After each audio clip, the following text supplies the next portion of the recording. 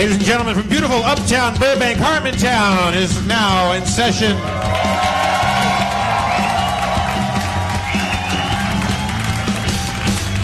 Let's welcome to the stage the Game Master, Spencer Crittenden.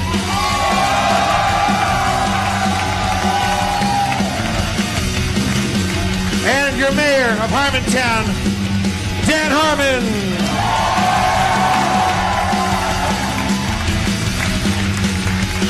Thank you very much. Thank you for coming out. It's a holiday weekend. We take it for granted that we keep filling this place, but we've got this venue now, and it's not easy to get people over here. It's Burbank.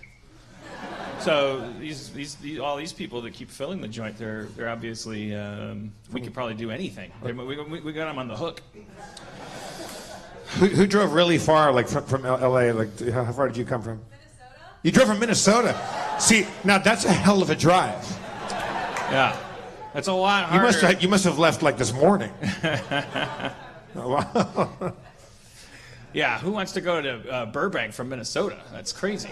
What part of Minnesota are you from? The Twin Cities. Which ones? I'm kidding, of course. Hello, Dan. How you doing, man? I'm good. You seem like you got something on your mind. Well, no, I'm just trying to think of what I do have on my mind. I'm afraid I don't have anything on my mind. It seems like you have nothing on your mind right now. I'm in the midst of a deadline on a treatment that I'm supposed to turn in. I should have turned in on Friday, and it's been one of those weekends where you saw it coming, and it was like a 4-day weekend. This is going to be great. I got the sick dog, so I wasn't even allowed to leave the house. So it was really. Cody and I were like, it's going to be 4 days in the house, like just sitting in bed. And we don't even have to feel like we're bad people for doing that because we got a dog to take care of. And then I had to go fuck it up. Is Nigel all right? Yeah, he's okay. Nigel ate like a big clump of grass, and then it was in there, and then look, man, So Spencer was hey pointing guys. out this. I cut Nigel open. So we go into the veterinarian and with the Nigel dog, and the doctor comes in and he's taking X-rays, and then he's taking X-rays the next day. So he's analyzing this thing, and and it's like, oh, there's this thing in his stomach, and he's like, I thought we were bringing him in for surgery, but then the guy says. He goes, well, at this point, I think we should just wait because it's moving, this thing. And it's just like this big thing. It looks like a tube sock, but it looks like a tube sock because now it's in its intestine. So everything that you would put in there would look like a tube sock. You could put gold in there and it would look like a tube sock. It's kind of a neat idea. But he has this like thing, and I'll never know. I don't know. He just kept going.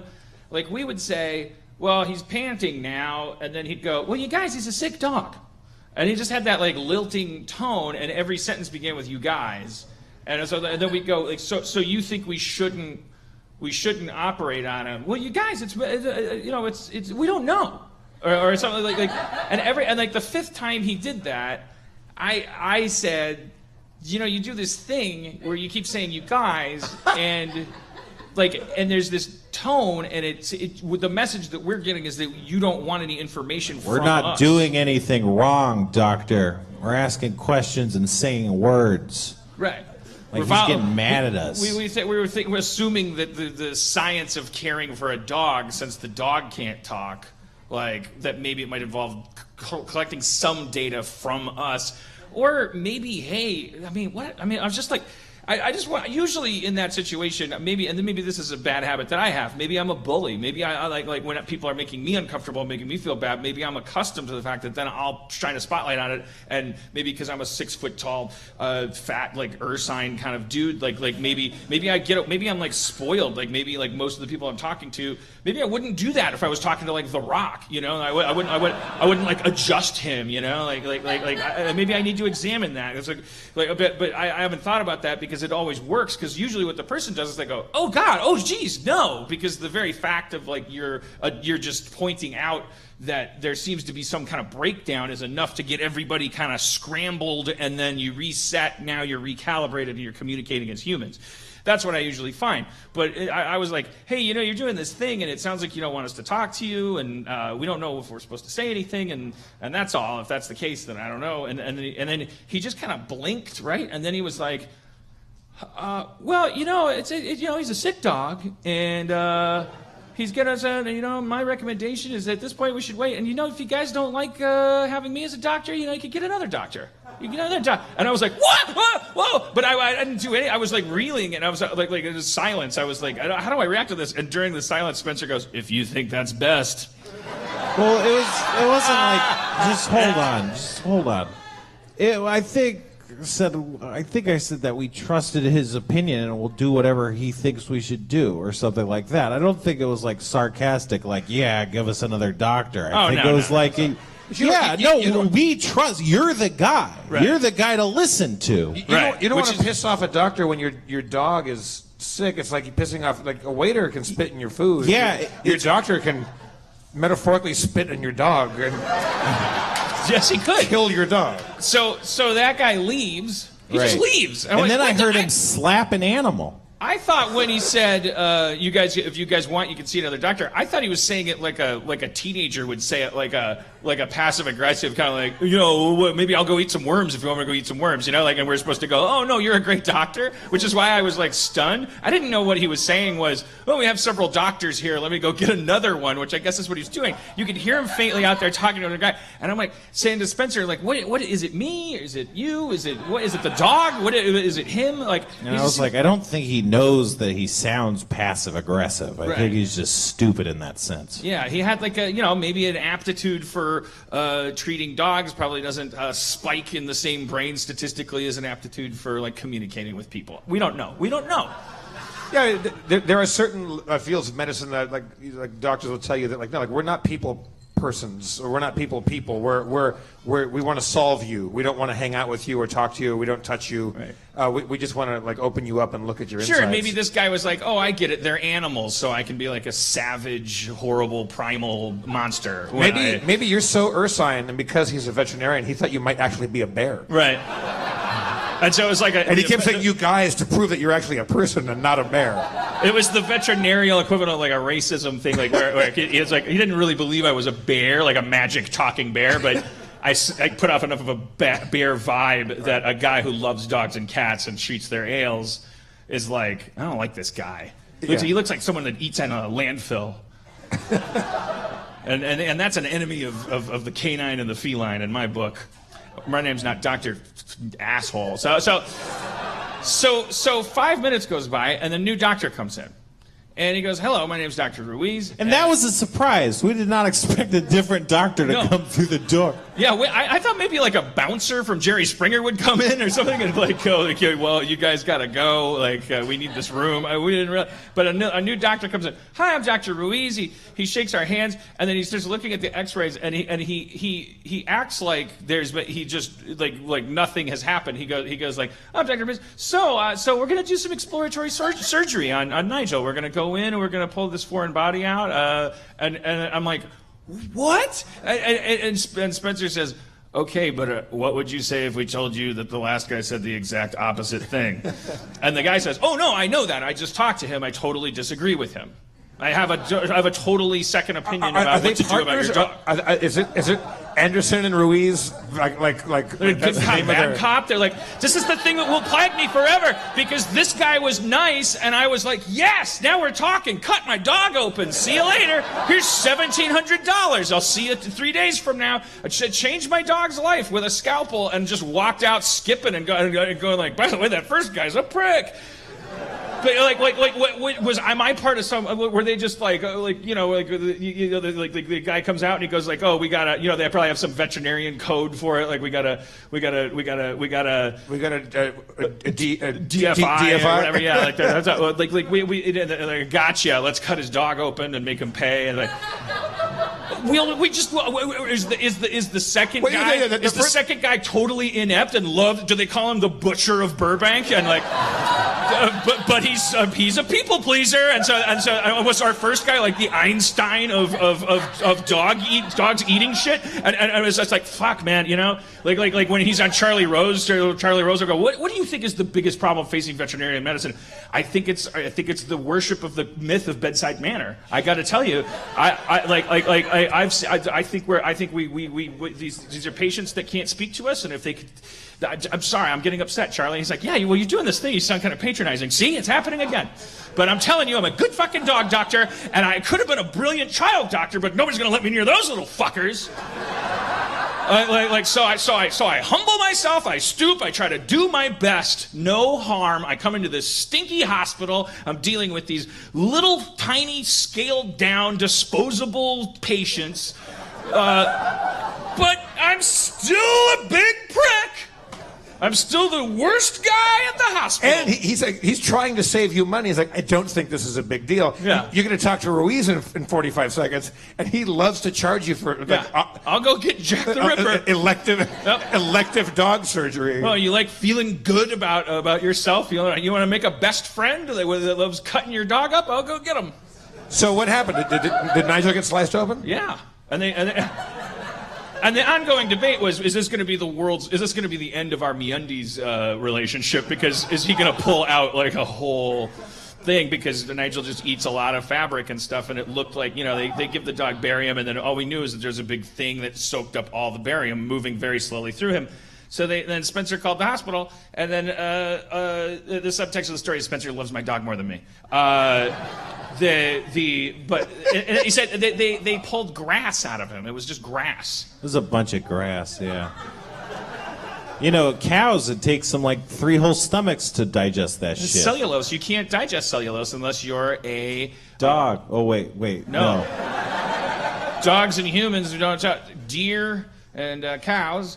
That's it. They have different systems to digest cellulose. If you can get into the cellulose digesting game, that's like, oh boy, that's like panning for gold. Like you got to make a lot of biological sacrifices. There's so much food in elephant poop that elephants, if they get hungry, can eat their own poop. There's still that much food in because their it's poop. hard to break cellulose down.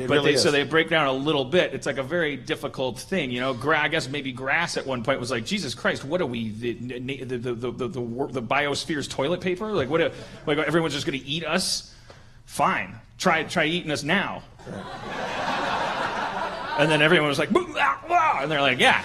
My dog, I had a crazy dog when I was a kid, and ate a beanbag open and ate all the little tiny styrofoam pellets. Ate like as much as could fit inside of a dog. And then just kept pooping styrofoam poop. Yeah. Which was amazing because it was like the easiest poop to pick up. Because it was so lightweight and versatile. And then one time went into one of my shoes, ate the shoe, like a basketball shoe I had, had like one of the foot liners, like the little pads that goes in there. Ate the thing, and it came out a spiral foot liner. It came out like you could have put that back in the shoe.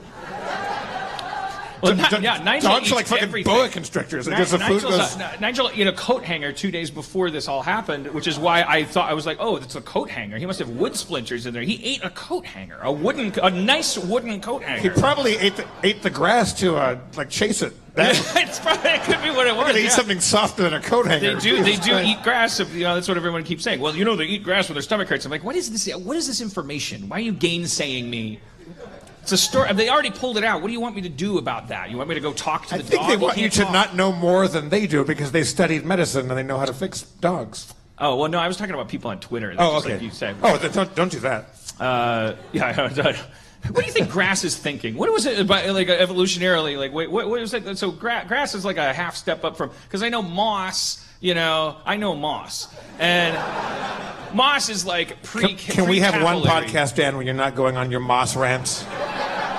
Moss is like your basically your first plant. It's like the idea of like, well, why don't we what are we doing on the water all the time? Why don't we just like be on a rock next to the water, and then like we'll get splashed and we'll drink that, but then we'll get a lot more sunlight or something like that. That's before the advent, because then you're just limited to like the surface of things.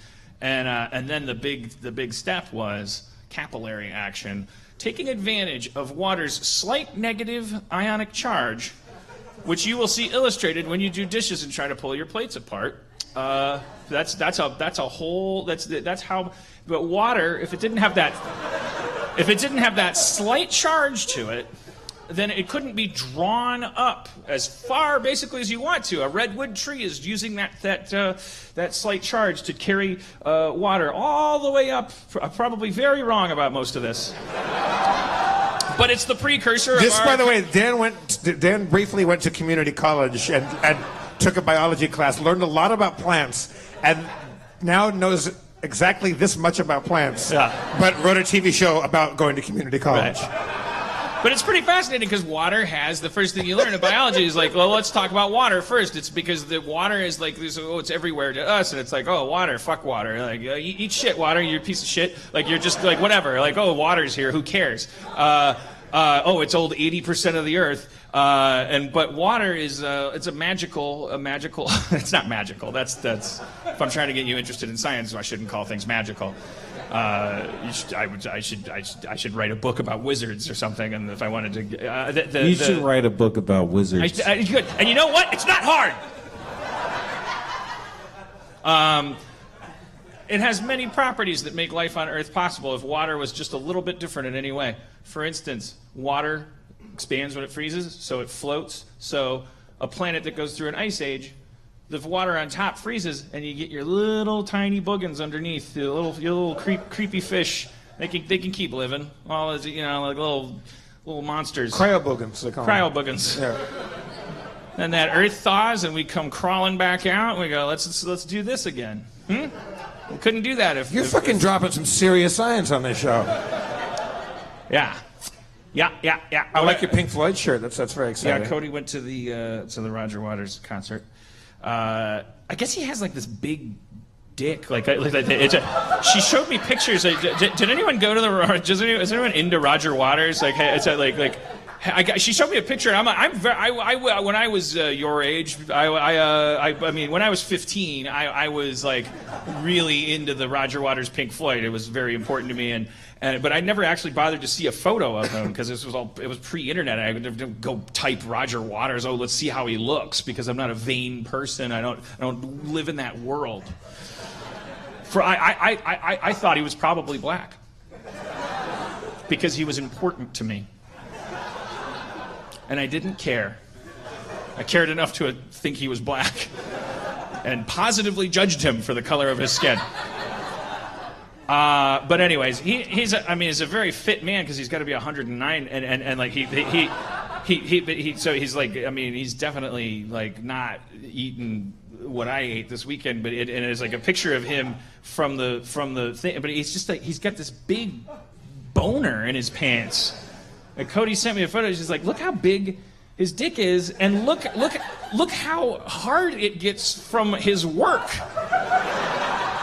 Like, really, you can just like, this is very, he wins. Because also he made that album and it was like, oh, hey, well, walls are important to kids because they're about education or psychology. Like, well, I'm young, it's a brick in the wall. And then he got into his, Steve Martin's tweeting a couple bad jokes on Twitter kind of phase where you're like, okay, I'm not the sharpest guy. I should probably try to hire writers from here. I'm getting to that age where you want to start mentoring in comedy and other things. Like, you're not, you kind of you're going into your Gandalf the Brown phase, kind of just like going, just like start getting into growing basil or something. And but at that exact age, the Berlin Wall comes down, and Roger Waters comes out of retirement, like, oh, let's do a concert for the Wall, because it's, oh, the Wall, and now you got, and then Trump is like, oh, the Wall, and he was like, let's do it. He's got a perfect life. I bet he was just out of money, and then Trump was like, we're gonna build a wall, and he was like, and then he slewed down a fire pole, and or his own dick. In his head, doom, dum, dum, dum, dum, dum, dum, money. So Roger Waters got a big 90-year-old cock? He's got a giant baton in his pants. Or he's so vain that he puts like a flashlight down there because it's important. Maybe that's like a holdover from '60s rock. He's like, well, you got to do it. Everybody does it. Yeah, you got to stuff, ladies. People did stuff. He might be an old school stuffer. Yeah, he's probably not even thinking about it. It's like, you know. We should have him on the show and find out whether. Pardon? You know people that are on tour with him? Can you? All right, can you text him right now and find out how big his dick is? All right. I've got a little black book with my poems in it. Got a bag, got a toothbrush, and a comb. Stevie Nicks? All right. That was some stuff I talked about at that weird show we did last week at that freaky Chris Hardwick cult meeting that we went to. That was weird. We met out in the woods, and 90% of the crowd was dressed as stormtroopers or Meeseeks. It was pretty wild. I'll go wherever Hardwick tells me to go. It's called the patriarchy. Look it up. Like he's a hard wick. I would go if he was a soft wick. I would listen to him 10% less. And if he had no wick at all, nope, can't be president. Not funny. Okay. Too true. Okay. Just a little. Let's start it out as simple wordplay, and penis jokes turned into a negatively resonant leitmotif for the ladies and the men that support them. It wasn't like there was a bunch of guys going, "Ha ha ha! Women can't be president." We got a lot of enlightened people here. I'm sorry I hurt you. You're probably very excited then about that. The fact that the 25th Amendment is now going to be invoked because he tweeted a meme. With a CNN thing on it. Oh, yeah? We're all just so, like, fucking... We're like, no, it's not... What are you talking... Just stop. I think this was, like, the big turning point. Like, I saw people on Twitter being, like... Even saying to guys I really like Keith Olbermann and stuff, they were just going, like Keith Olbermann going, look, this is it. They tweeted a meme with a CNN and there's a wrestler hitting him, and we must now, for the 700th time... We must do something about this man. And then just like a couple people tweeting like, this is just a sideshow now. Like, I don't even want to do this anymore. Like this thing where we pretend like you can stop the Antichrist. Like it's not, let's just enjoy it. It's biblical. Let's just enjoy it. I think it's not a cheery thought, but I was thinking today when I had the same reaction to that. It's like we're going to look back fondly on today, like on these days, because he's not a professional tyrant. The next president is going to be worse than him. He's a clown. It's going to get worse. We're not going to go like, oh, this is the Dark Ages, and we're going to have an awesome president next time. It's going to get sadder and worse, but the next people are going to be pros, not winging it and not being, like just crappy, WWF characters, Well, it's like this monkey got loose on the Paramount lot, and like everyone's chasing it and going, get back here, Bobo, but Bobo like is running into sound stages and like turning on cameras and putting on a hat and like getting a 2-point rating, and so everyone chasing him or cheering him on is all going, ha, that crazy monkey, shit, you can do that? Like the monkey doesn't even know what it's doing. Like it's running into edit bays and like pressing buttons that make just like champagne and Coke come out on a big sliding wall that was hidden from the Robert Evans era, and like everyone's like, okay, noted there too. So if you have more than a 90 IQ plus choose fascism, you could really get some shit done in this country. Whereas he's just going like, I got lonely, I'm lonely. So and like he went throughout his life like he was this son of a fucking slumlord with a trust fund. He blew through it. And then like he was a Democrat and he tried to get rich people to like him, and rich people were like, you're tacky, you're gross, like you're creepy. I heard you fucked a 13-year-old. Get out of here. And he's like, those are allegations. And like, I don't have those allegations against me. I don't want the system to work that way, but I just think that you shouldn't have 13-year-olds accusing you of fucking them. All right, so just Google it and like, let's figure it out. I don't know if he had like a preteen model agency. Like, who has that? But he was like, so he's like, you know, he's like doing high society and like, hey, I'm a big rich guy and I want to hang out with the Baldwins and the things and they're, you know, he was just kind of a joke. And then he's just like getting older and older, and then he's like, well, so who in this world that's left, like, would ever just give me what Howard Stern was giving me, what the television show was giving me, or other thing, and it's just like, you know, the P.T. Barnum devil character from Needful Things was like, well, I got the bin over here. Just hillbilly Nazis would love you. Are you sure about that? That doesn't seem like a big fit to me. It sounds like a great sitcom. No, they're pretty easy. Here, put on this trucker cap and just start saying I'm tired of brown people. Like it'll catch on. Believe me, we're rife for it. And he's like, okay, I'll try it, and it fucking worked, and I'm gonna kill myself. All right. But yeah, I was just thinking, you know, it's like these people are like, oh, look at it. This is it. This is a deal breaker with the wrestling thing that he tweeted.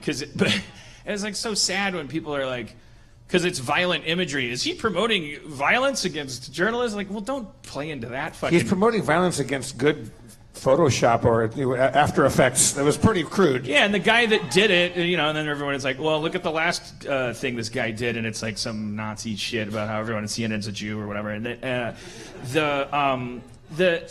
agree. I agree with him on that one. You agree that everyone in CNN's a Jew? I'm just kidding. Well, according to his chart, I mean, if you only go by that, I don't have any other data. It seemed like it was scientific. But it was like decrying that. I feel like it was like, actually, didn't you kind of feel like when he does something crazy, then it's like you kind of feel like, what am I measuring it by? But it's just kind of like the Twitter zeitgeist. Like I feel like you see a little spike in people going like, all right, come on, man, knock it off. Get off Twitter. Like people that voted for him going like, come on, you're embarrassing me. You know? But then the more that we go, that's right, he's embarrassing you. And technically he's in violation of political correctness because that's actual racism if you look it up. And then the person that was like, you're embarrassing me goes, oh yeah, I remember why I voted for you. Like because I feel stupid and barbaric and I'm tired of feeling that way. So instead of improving myself, I pulled a lever that, you know, said I could put that off for 4 years. But that's us too. We're all lazy. We're online. None of us are out there doing fucking mental crunches, like trying to figure out how to be good people. I've only gotten to the point where I'm just like, oh, I was wrong about everything my entire life. That's possible even when you're a genius. So what hope do we have for morons? How are they going to flip? Like, what are we going to, like, is there going to be an obelisk outside of fucking trailer park, and like everyone that caused this problem is gonna like hear this high-pitched whine and touch it and then throw a fucking spray paint can in the air that turns into a job at a solar panel factory? I want you to never stop this metaphor. I want this to go on for the rest of the show. I want that to be a scene in a Kubrick movie. I mean, what do we think we're going to do? We're waiting. We're in a civil war culturally. And believe me, there's just as many dumb people on both sides. Like, and laziness and like adds to dumbness. And it's like at this point we're at this like impasse or something. And impasses don't just sit there. Like we used to think we were at an impasse, but what we were really in was like the reign of the bipartisan system, which I used to sit there and scoff at. But we didn't know how good we had it. And it was like, oh, I want my corruption back. I want my bureaucracy back. I want my fucking transparent collusion between two corporations that just rig debates and fucking just hang out back. And it's like, okay, so that system wasn't working for other people, so I'm guilty of these crimes, right? But then again, I didn't inherit my fucking money. I worked for it. And see, okay, now I sound Republican. So like,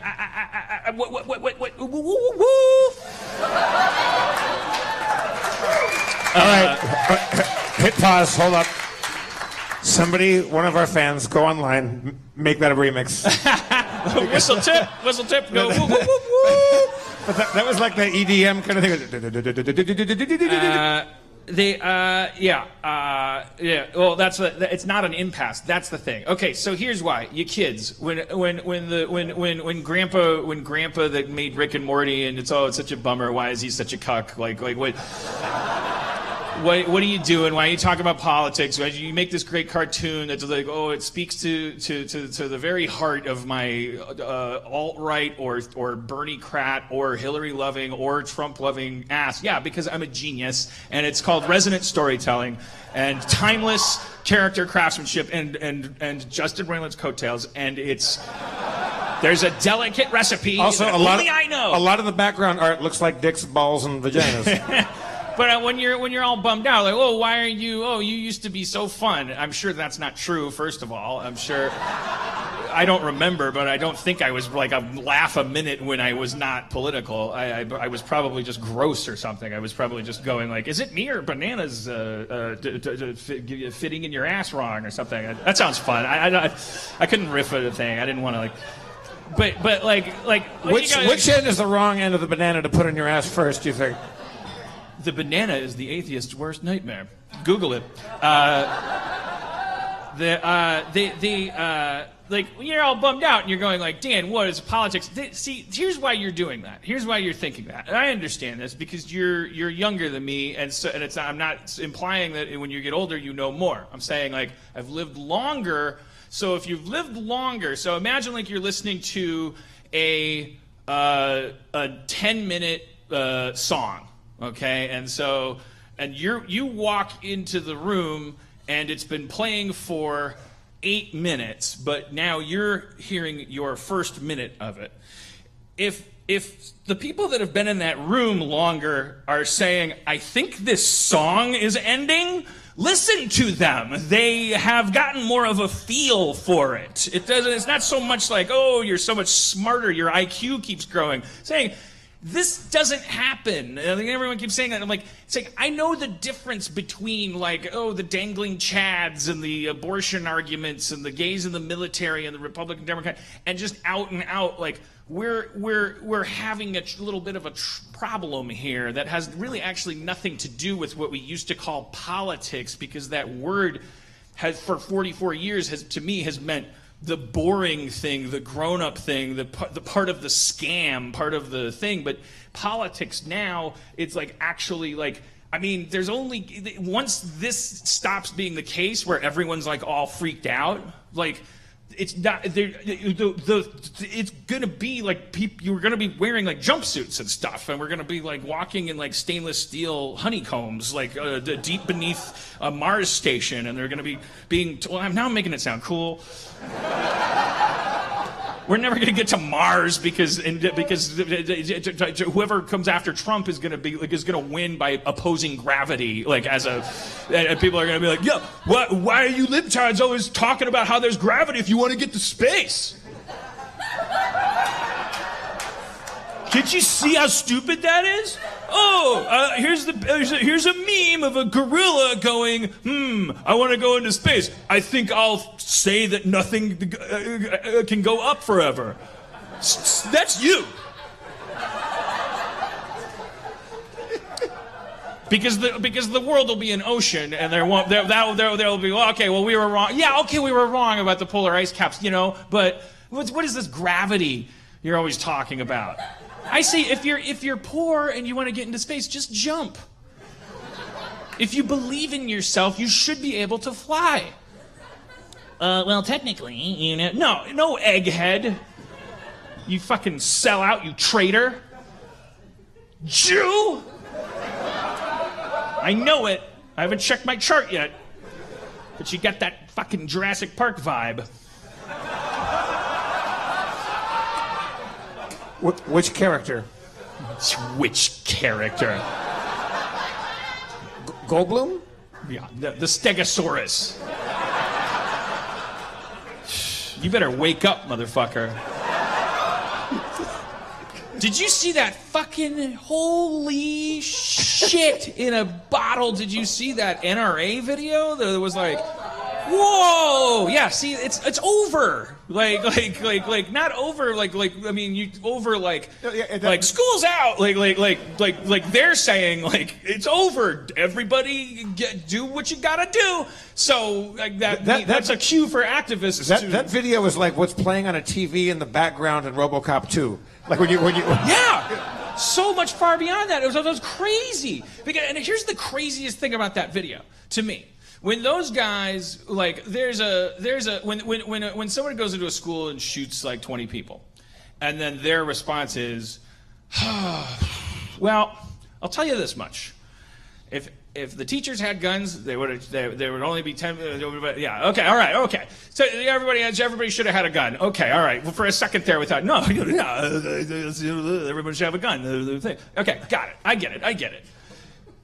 There's almost an honesty there. Like I don't know if they believe it or not, but their message is transparent. They're going, 20 kids got shot, so everyone should have a gun. There is no hidden agenda. That video, they're pretending that they think that because police can't quell disruption enough on their own without causing more of it, that if there's any psychos out there with their ears on, you might want to just start DIYing it. That might actually work.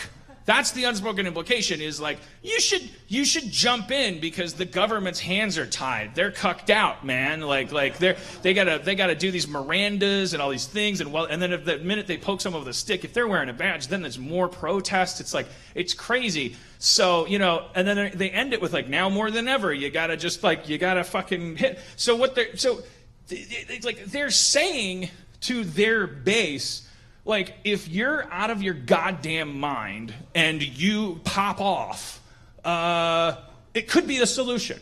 And they know that that's not true. They know that that person will go to prison, and they know there will be even more disruption and embroilment and civil war and stuff. And they it's almost admirable in its villainy. I mean, they're so committed. Like, I'm pretty sure like they're about 6 months from going, okay, now we've been putting this off for 60 years. We're finally gonna like put one foot on each dolphin here, and we're gonna start being actively marketing to liberals as well, because they'll have another video come out and go, man, it's open season on you motherfuckers. It's like you can't go to a protest these days without worrying about who's gonna shoot you. Am I right? Well, they already did that. You bought a gun.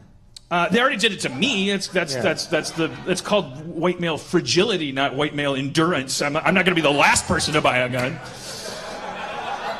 I'm like that little mercury thing that explodes when something gets a little too hot because there's a fire. But you're like, you haven't even have you shot it yet? Have you taken? Why would I didn't get it to shoot it. I got it to wait till someone shoots me. Yeah, but you're going to get it.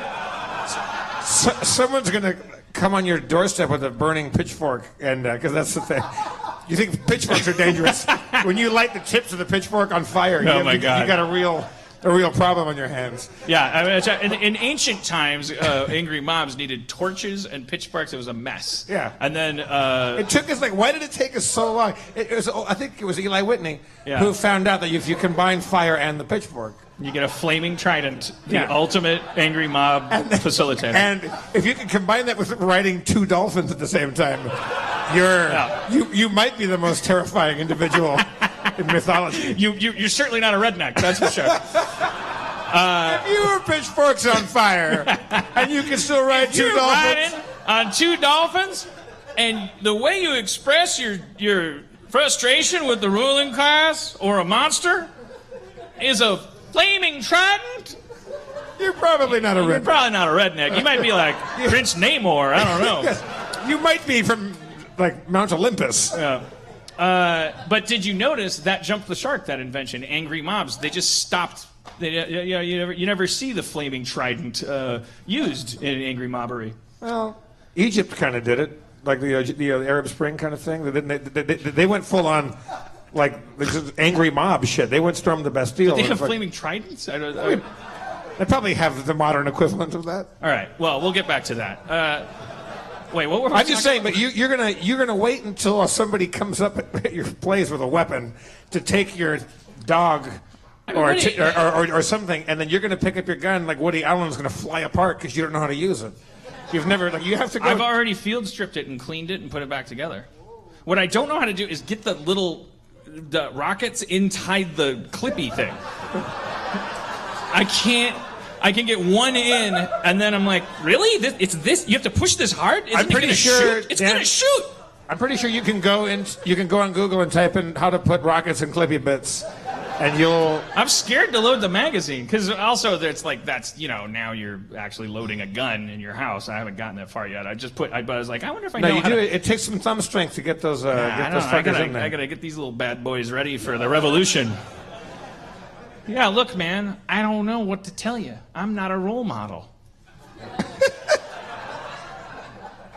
I got 2 dogs and a girlfriend, and I live on a big house on a hill with a lot of fresh water in it. I got a gun.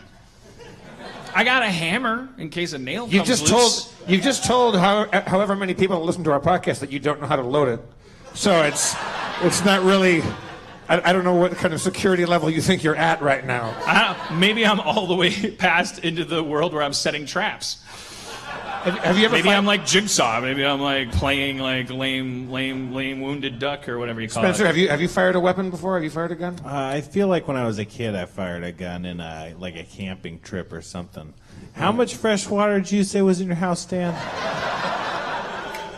Look, you don't need a gun if you want to take my water. I just want an estimate of how much fresh water you think you have on your property. I keep forgetting to cancel my Sparklets or my Arrowhead delivery because I go out of town on all these shows all the time. So I have a gigantic pyramid of bottles of water. So the real fresh water is I at have Jeff's all house. the water. I felt like I used to have that, but I got these cameras installed because I'm Batman, and now that I got the camera, I swear I thought I saw a putty tat. I thought I saw.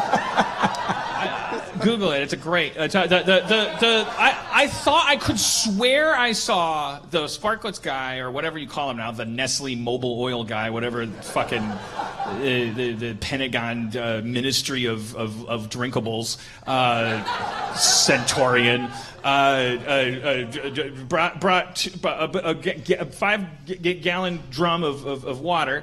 And I was watching him on the camera, like Phil Spector, just like playing with my gun and just watching him. Because he had kind of a Cuban vibe. And I swear it was like he came up and then I thought he left with water. He took my water. I think they take it now. He might take empty ones? He was like, it was heavy. Like he was like, oh. This water I brought up, I think he took my water. I don't know what happened. I don't know why I should. Maybe he brought too many, and then I was like, oh, I gotta take this back. I gotta remember to call them. I I canceled it for I forget how many months because I've got 9,000 things of water in my place. You're not supposed to do Nestle, by the way. If you're interested in your consumer dollars advocating, because we're still at that stage.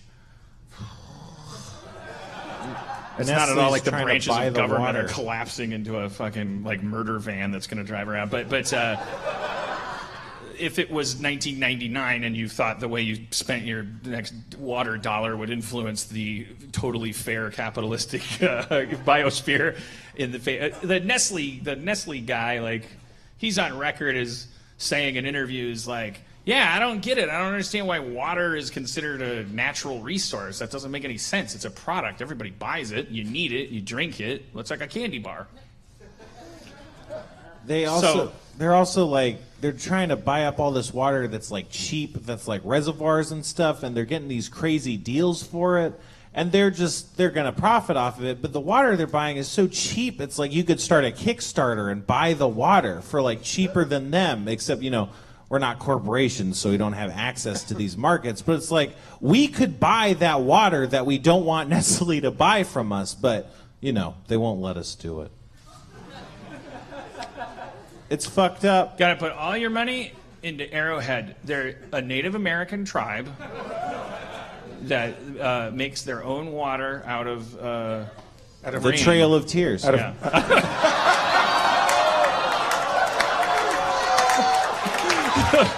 They also make salt. I'm so glad I didn't think of that because I would have said it. Okay, what is it? Can we hear Sam Elliott's commercial for the fully croissant? Hello, I'm Sam Elliott for Arrowhead Water. Our water's salty, and here's a reason why. Andrew Jackson. No. 80% of your body can't be wrong.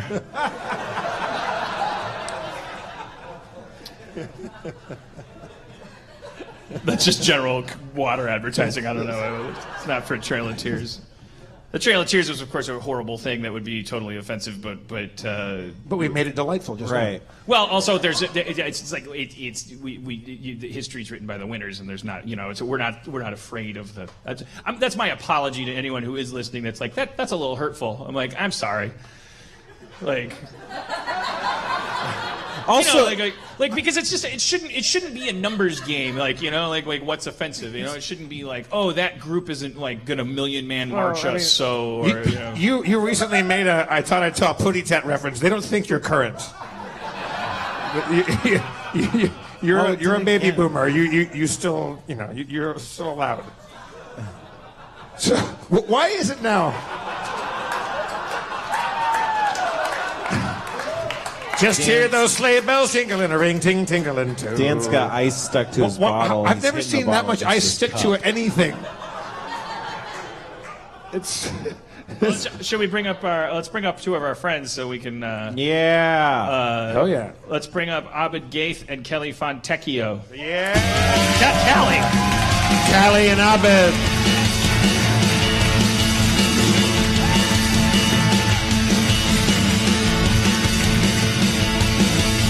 But oh my God! Look at that. Cali Kazoo and Real Abed too. It's a double whammy. There's a cloud underneath this crazy. What the It's fuck? a cloud of ice. Cloud of ice. Did you not notice that? I was when focused you're on the Fontecchio, and I was like, You got the last I'm name gonna right, nail which is the a big, Fontecchio. like a big, take a cloud. that's You a don't big mind, achievement. I've never said your last name.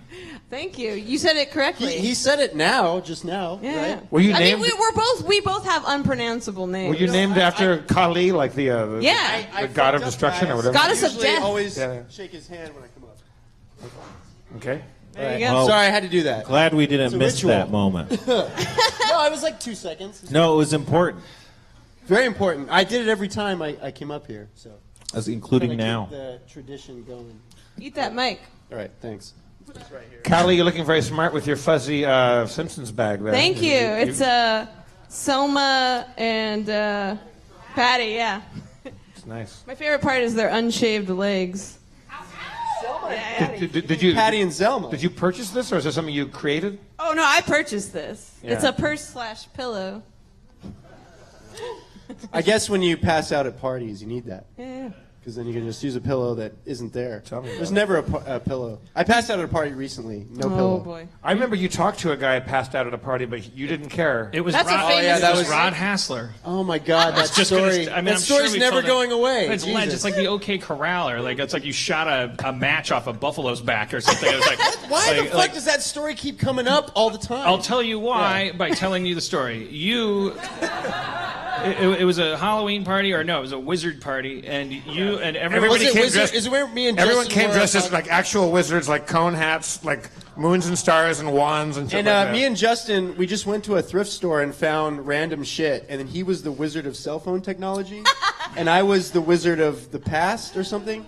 I had So- like an Indian outfit. I mean, a Native American outfit. Oh shit! Sorry. So the party's winding down. People are getting kind of high. There's like maybe 9 people. We're tired. There's just a bunch of out of shape wizards like sitting in this kind of like main area. Because of it the was party. a full on was- wizard dance party. It was This just was wizards like, just dancing. Yeah, dude, it was fun, man. I had a great time. I love seeing wizards. All at of our parties. mana has worn down. We're regenerating it, and we're just talking. And at some point, somebody goes like, "All right, I'm going to keep talking to you like this because I don't want to make a big deal out of it, but I want you to, at some point, look over to the other room where It was Rob, wasn't it? where Abed is sitting in a director chair, like next to our friend Rod Hassler, who is also sitting in a director's chair. Only, like at that point, like Rod, he's like watch. Abed is talking to Rod, and Rod, excuse me, Rod is just, he's falling asleep. Like he's not all the way asleep, but like his head keeps like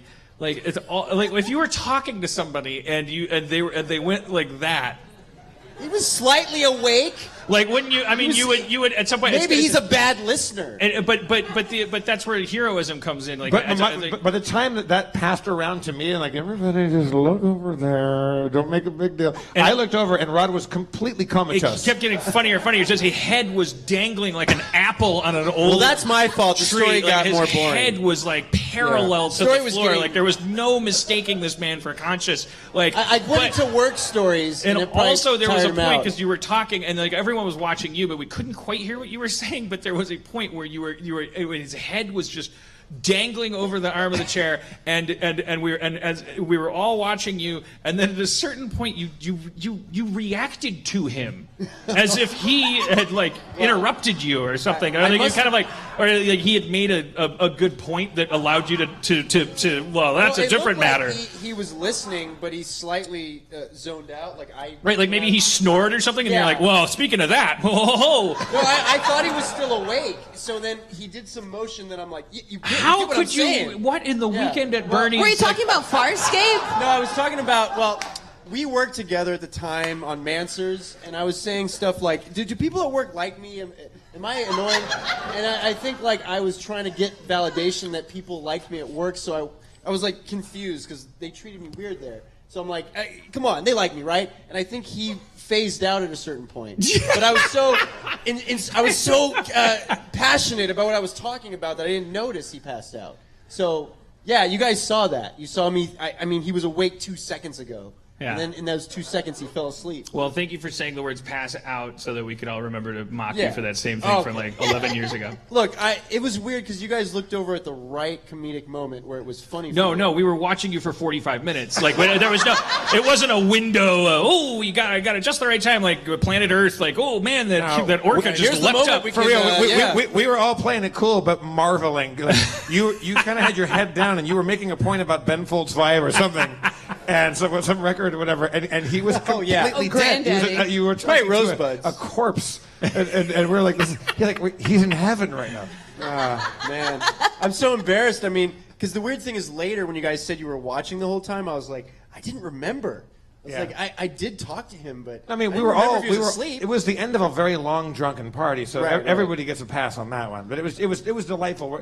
It sounds like we're making fun of you. It kind of. What? Not for you guys. It was delightful. I mean, I was like, No, but it was almost like watching a superhero, like you. Well, that's weird. I mean, we make fun of I was thinking about I can it. talk to people while they sleep. I'm a superhero. I was because I'm writing this treatment, and there's this character in the thing that Mike McMahon and I are talking about, and like we're talking about the character, and we're like, oh, he's a character that's kind of deluded himself, and then we were talking about that, and then it was like I was like, wait, yeah, you know, it's like he's living his dreams. He's living as this character. He's living in his dreams, and and it's like it's a fine line between that and living a lie. And I think the difference is, well, what are you making other people lie? And if they say that you're lying, do you get mad at them? And I was like, oh, I think that we would all admit, if the stakes weren't so high, that there is this half of our president, or 25%, that was like we kind of marvel at his absolute fucking dead nerved, just like the idea of it's funny and almost cool from a writer's perspective, a character that if you said, can you pass the salt, they would say, yes, I will do the best job of passing salt of anyone that's ever passed you salt. Did it? Ask around. I passed the salt the best. You see me as a character, don't you? You are a character. Are you kidding me? No, I'm not talking about you narcissist. I understand. I'm just trying I'm saying to laser into what you're saying. With him, it's like when we talk about that aspect of him, if you could just isolate it, if you could just suck that little bit of juice, we're envious of that, because it's called Wait, it's this is like a thinking writers' positively. meeting you had with Mike McMahon? You were like, we can't figure out Abed. What's the deal with him? No. How does he function? No, it was a related thing. Oh, I see. And so, Well, I'm tying it back to I'm going to bring it back maybe around I am the you. narcissist. I'm You're bringing right, it yeah. back around you. I am pretty narcissist. Thank you. You just brought it out. I'm just saying, You're doing what you got to do. All of us have maybe blind spots, or I'm not going to try to universalize it. I'm saying, you could talk to a guy who is catatonic. It's like, we're making fun of you for it. I see. But there's also I'm trying to learn that from this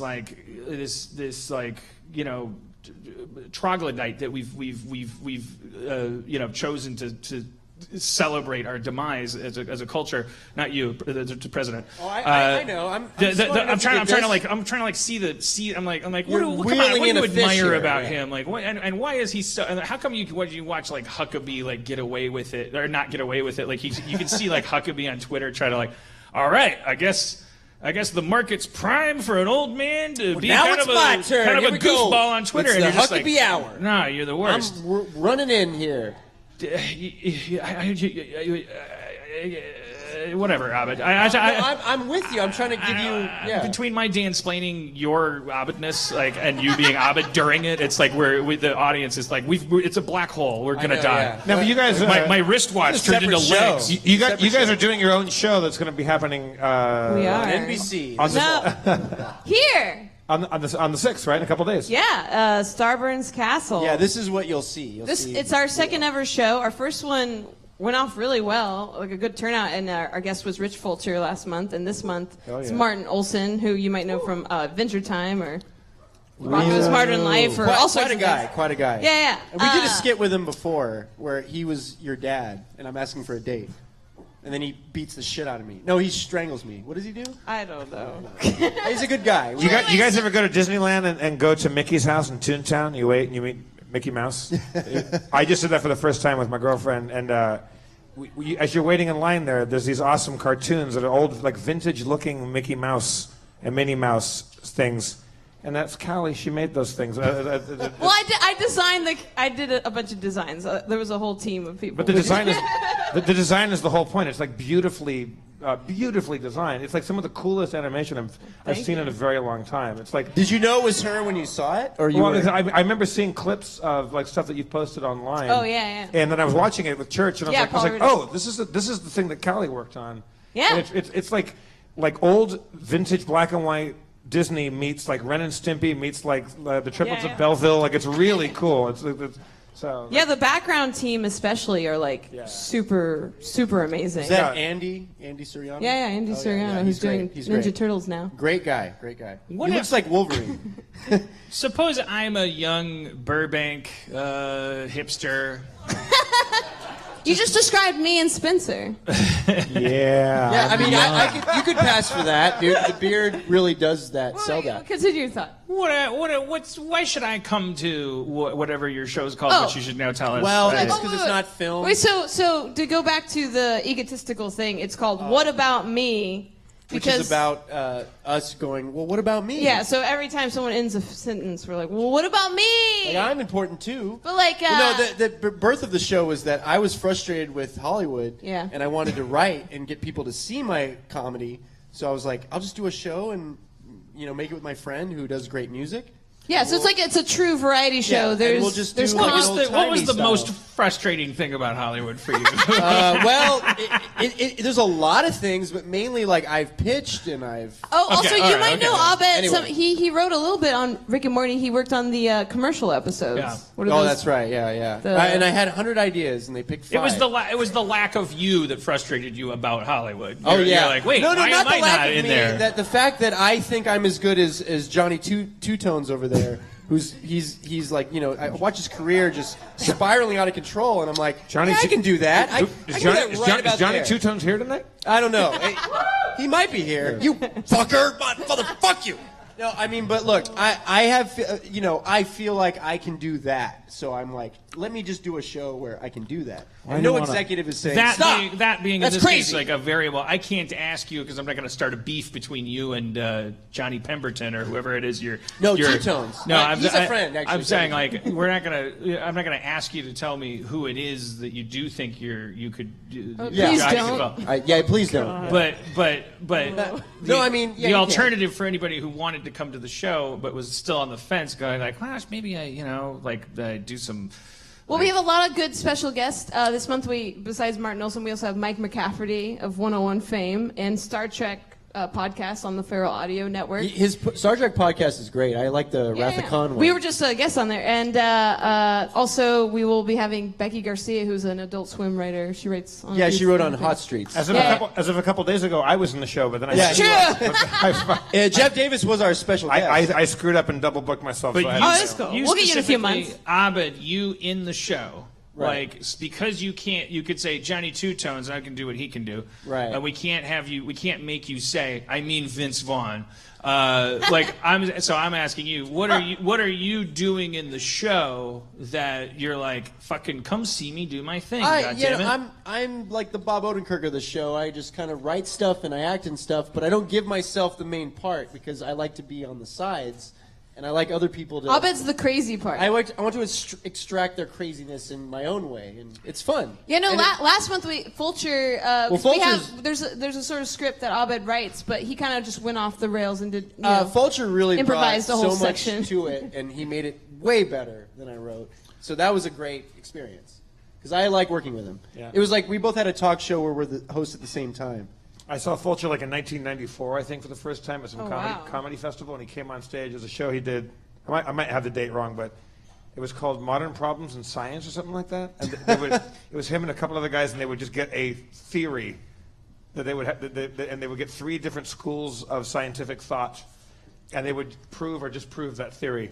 And his was Russian literature, and he clearly didn't know. Sounds like him. He clearly had never read any Russian literature, but committed to it so fucking hard that it was like I watched it. I go, that's the funniest improv I've ever seen. Well, I met him because I was his stand-in on Crossballs, hosted by Chris Tallman. Because you guys have a similar kind of... Well, I was his stand-in, and he heard about me being I just was talking the whole time, and Matt Besser told me to shut up. And it was like really crazy experience, and then Fulcher's like, "Oh, you're the guy that was my stand-in. Everyone said you were weird." Oh yeah, you should plug you have a podcast with us. Yeah, I have a podcast with him on Feral Audio. Can you keep doing your Rich Fulcher impression? No, It's pretty good. well. Oh yeah, it's just like I really see him laid so much. back. Oh, and that's okay. like, Speaking of other superpowers, I don't know how this will translate to a podcast, but remember at a party one time, you can do impressions of people, but not verbally. You can just impressions. He can embody you. I can embody you. Like he'll do visual impressions of do Dan Harmon. Give us some Dan Harmon. Well, I got a lot of things to say about the president. It's really crazy because you guys are gonna like what I say. Okay, here we go. The president. I mean, he's a little fucked up. All right. Yeah, All right, now do me. Do Jeff Davis. Now, the thing about it is, Abed, so you do a character like Rich Fulcher, and I just got to see it for a second. Hold on. Oh, wait. All right, yeah, now do it. Do it now. Okay, now do Ted Knight. Oh, Mary. Oh, God. Oh, Mary, what are you doing? Oh, I'm a Ted Knight, and no, Mary. He's just like saying Monroe! the person. Can you do Callie? Can you do a Callie? Hey, what are you doing there? Look out! We got a show to make. Get to work. What? So she's Minnie Mouse. Yeah, she's like Minnie Mouse. like? Yeah. Is that what you sound like? She's easy to do because she's a character. You know, you have to be a character. It's easier to do. Yeah, if you really Google acting with Abed, and you'll see young Jeff and a young Dan. That's old. And that's really old. they all turn on Abed because Abed's they all trying to attack teach me, you guys acting. All right. Yeah. You guys all and Justin Roiland and everybody. You come after me because of a real conversation we had. Where I told you. You're like, I'm really intimidated by you. Yeah, and I told you that at Rob's house, and then Rob goes, "Don't say that. Why are you saying that to him?" Do your Rob impression. Give us some Rob Schraub. Abed, what are you doing? No, that's more like Ridley. No, he's like, you got to talk about his shit. Abed, you and me and Kate are going to go to this restaurant. He's like, And we're going to learn about Doctor Who, my favorite show, and you're going to like it. That's God really good. damn it. Yeah, you had an old one who was like, my name's Rob Schraub, and I love taking shits. No, I know, but that was I was on camera. I was nervous, and Rob made me nervous because he was sitting there like just judging me with his eyes, being like, "You better be funny, you motherfucker." And so yeah, that was awkward. Can you do Spencer? Hey guys, we got to move things along. We gotta move things along, guys. Wait, I can do Well, Spencer. Spencer's like this. I couldn't tell who did what there. That was amazing. Hey, how's it going? Well, you have to. She lives with me. It's so. true. I do Not live like with that, though. We're just or you I live forgot with you guys me. are roommates. Oh yeah, we're roommates. We're roommates. There's a show. Yeah, no. Is Spencer a happy roommate? He's like the best roommate I've probably ever had. I would imagine he'd be a pretty good roommate. Yeah, no, I hope my old roommates aren't listening, but really, you my are. secret is I spend most of my life thinking I'm a terrible roommate. Seriously? Yeah. I could see him being a good roommate. Well, okay, That's I the get like trick. you have the most adorable cat that I get to like vicariously love. Yeah. Because she's got little short, stumpy legs, and she's super timid, and And this cat has its own comedy show. she does. Right. Here we it's called go. What I'm a about cat. me? What about Meow? Yeah. Oh shit! Hit it. With it's me. Yeah, I might have a black eye and a broken nose, but I can still do the puns. You're looking pretty good with a broken nose, by the way. I think it's Wait, it's healed fast because last time I saw you, it was worse. yeah, it's getting better. It's pretty. Yeah, you're a good healer. Yeah. Good job. You're a big healer, Jeff. He really knows how to heal. This guy. You know your way around a hill. Oh, I forgot. I did a doodle of your guys' new characters, but I didn't finish it. Oh. I should have finished it. I'll post it online. But, we'll put those up on the screen when we play. Oh. Oh yeah, that'd be awesome. What are, what, Yeah, are yeah, the, what are the action items for? Because we're really, so for people that are in the area. Okay, when's the show? What's So it called? it's- What do the tickets cost? And you can go to starburnscastle.com to buy tickets. It's this Thursday on July 6th, so after July 4th. It's called What About Me? What About Me with Callie and Abed, maybe and Callie. There's also music. Abed and Callie. There's a wonderful musician, Chris Lind, who's a friend of mine from New York, and I'm actually going to be doing a duet with him. So yeah, it's also like a venue. What song are you guys doing? I'm not gonna tell you. It's a surprise. I see. But like, it's like I play music and I'm You a told me, but I singer-songwriter, so forgot. it's also a venue where not only I get to participate in the comedy and I let him kind of run off the rails, but I get to do new We're songs. very lucky and that she stuff. doesn't interfere with my comedy. When I eventually come on the show, can I sing a song with you? Of course. Are you kidding me? That Oh, would be man, you're a wonderful. great singer. I would Yeah. love to do like a country duet. Can you guys do? Yeah. I love a rainy night. No. That's a great song. You're a big Eddie Rabbit fan. We know that about you. All right. Is that Eddie I Rabbit? tried. I tried. I think it is. But yeah, no, starburnscastle.com and just right here where we are right now. All right, well, let's right hear for here. Callie and Abed, everybody. Thank you, everybody. Check out this show. Thank you. thanks, guys. Go to Harmontown Castle. What About Me? Thank you, my love. Also, find her artwork online. It's absolutely fantastic. CallieKazoo.com? Yeah, it's. I have. She did a portrait of Roy Orbison for me that's hanging in my bathroom. Yeah, her Instagram is awesome. She's always doing the cute little Callie looking things. I'm not an artist. I don't know how to talk about. Because she draws this really cute, kind of cutesy pie Disney pinup girl kind of things, but it's always about kind of sadness and loneliness. It's a good. Yeah, a lot of vomiting, a lot of crying. It's very good. I wonder if we have time just for a couple of Twitter questions here. All right. Oh, I hope we have time. It's 9. Somebody asked a really interesting question. I can't. He said, if you had $1,000, how much would you regret your life decisions? And I was like, oh, is that a joke? I was like, oh no, you mean if I was? Yeah, fuck. Oh my god. It was really because I was like, if I hadn't been as lucky in my life. I would how much torture would I be inflicting on myself for every fucking thing that I've ever done? And it's fucked up that we do that to ourselves because I guarantee you the fact that I have more than $1,000 isn't the result of smart choices, nor should I be patting myself on the back for the choices I made. It's kind of two different things. It's like two different graphs. Money got made, but then also mental illness was explored. And only because I don't have bad consequences to blame on who I am I able to say, oh, those are two different things. So if you're broke and you're nuts, go easy on yourself.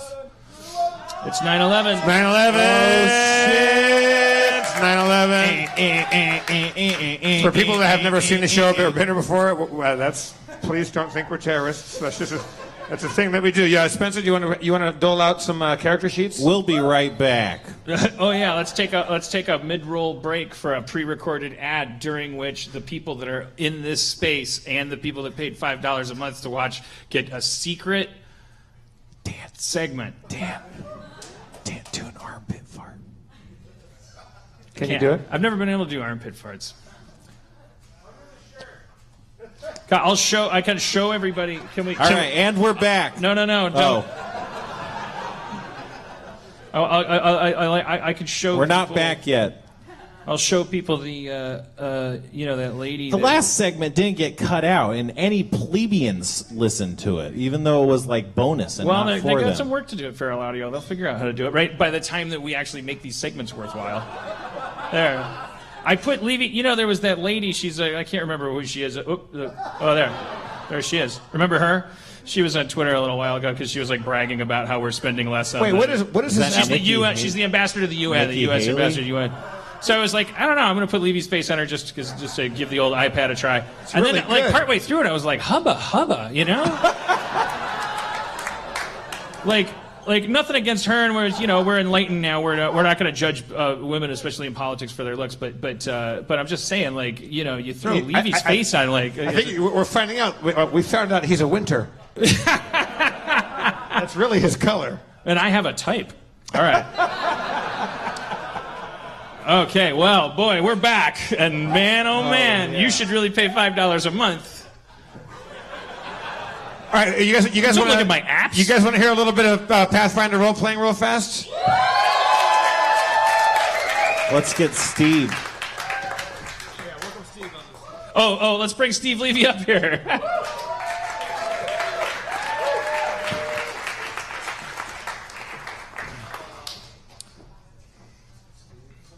There's people sitting on the floor. Did they pay less for their tickets? So I want to say hi real quick to Heather and Andrew Gray, my ex-girlfriend's parents, who are here from Scotland, UK. They're over there. Yes, are you still back there, Heather and Andrew? Hello. I think we owe you a thank you and apology because we went to their house when Dan was still with Aaron. When Dan proposed to Aaron McGathy, it was he had the ring in his pocket while we were at their house, and we proceeded to drink all of their scotch, all of their whiskey. So I hope we give them some back, but I think we drank most of it. I fucked up. I'm not signed into our Slack. Ooh. Because I got a new It's a new 10.5-inch iPad, like a Apple douche. But I don't have a car. And the world is ending, and I can do what I want. And I create jobs. All right, Spencer, do you want to kick this off and go give us a little recap? Yeah, I guess. Is You it seem hard? very excited about it. I always am. All right. Fuck. Damn it. Bitch. I feel like maybe, I don't know. Fuck. Should I not? I'm just thinking that there's a trend where I read this while Dan's occupied, and I think we're playing into that trope if I start right now. Thank you. You That's know? nice of you to notice. All right. I'm in the Dan, DMT channel. Dan, do you want to put your little fidget spinner down for a minute while we? No, he. Oh, yeah, I guess that is a solution. Well, what's new in Steve's world? Yeah, let's catch up with Levy for a You're moment. wearing shorts. Levy, you look what great. the fuck's going on? You look fantastic in a nice wintry pink. Did you know that? I do now, I guess. Yeah. You look a little wiped out. Little Your beleaguered. jacket looks tucked into your shorts. Oh no, it's not. Okay. It's not, yeah. You okay, Steve? Yeah, just You a little tired? a little tired. What happened? Long day? Yeah, long weekend, holiday weekend. Yeah. It's just beginning. Yeah.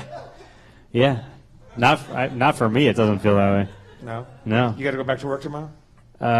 Steve always works. Yeah. Spencer actually he covered for me all day Friday, and I love him for that. Thank you. Right. Steve always works unless he doesn't. Okay, I have my character sheet up, and I'll just multitask between that and the Slack to look at the PDF of the spell sheet, and I'll every once in a while I'll pass this photo of Levy and get a boner, but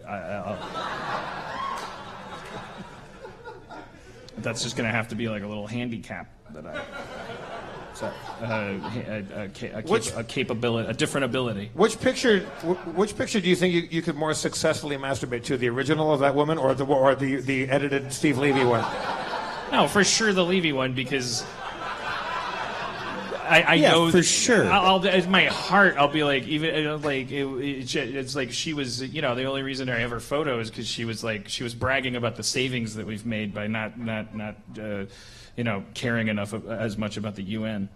And Steve, which photo of Dan do you think would be the easiest to masturbate to? Probably that one with his balls, right?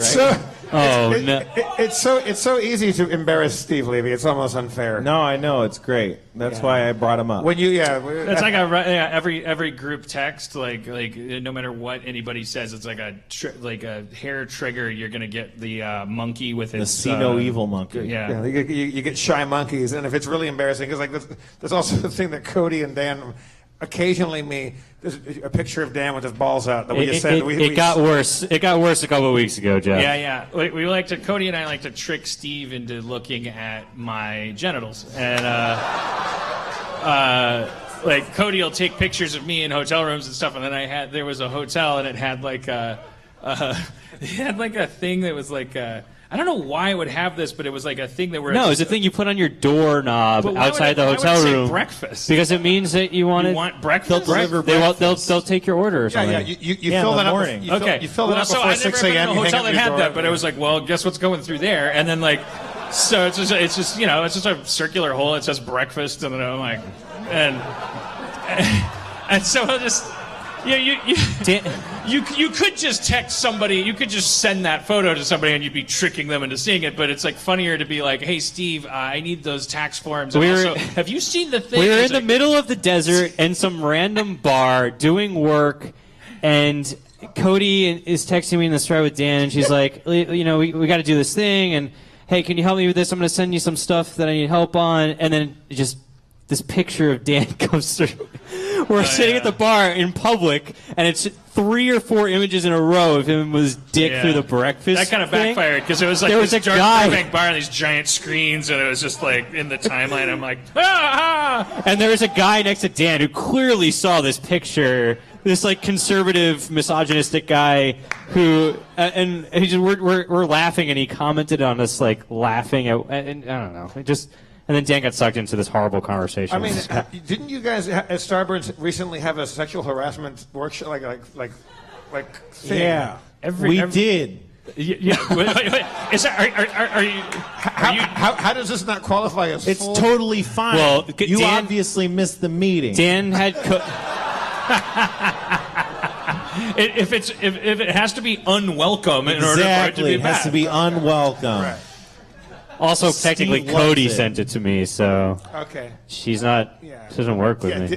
Dan had no involvement with that at all. He didn't want you to see a picture of his dick going through the breakfast sign. I don't know. I think Dan texted Cody like, "Yo, it would be funny if you sent that picture to Levy." I don't want to see that photo. I'm a little sad I wasn't on that group text, though. I feel a little left out.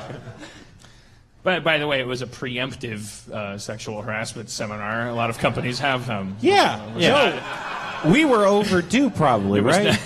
Yeah. Well, don't say that either. I think it was right on time. No, because we're so good at it. A traditional educational thing to equip all of our employees with the knowledge they need to make a safe environment. Right. It took you guys 45 minutes to make your next dick joke in front of everybody. It was everybody that works at a company that's had those knows that those days are the days that everyone is the grossest, because everybody has like this camaraderie, and then they're like, oh, we're gonna do the sexual harassment, and then people start like, it's I'm above it. Because then I have a separate meeting where the lawyer comes in and goes like, okay, here's your meeting, like the management thing, where they go, here's the number of ways you can get sued and for how much money. I'm like, oh, feminist, I'm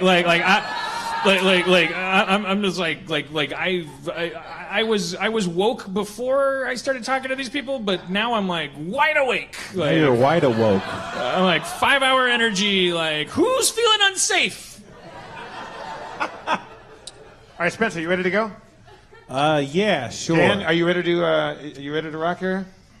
You should save that image to your photo stream. Yeah. Wait, what would that do? You don't have to log into Slack that way. Oh, whoop, whoop. I needed to get into Slack for the spell loadouts. I had this in my photo roll. Got it. You look nice tonight. Wow. You should wear more sweaters. He's straight up harassing you now. This is the definition of harassment. All right. This is Okay. Well, then, fine. all right. Whatever. It's cut and dry. It's not as gray as you might think.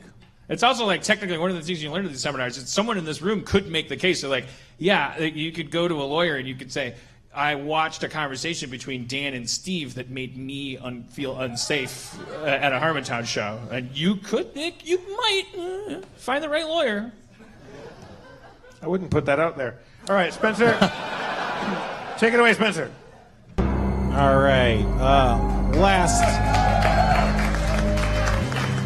Last time on Harmontown D&D, you guys were in the town. You had came to help because they had asked for your aid, and you showed up and punched a kid because he was possessed by multiple entities. Fake news.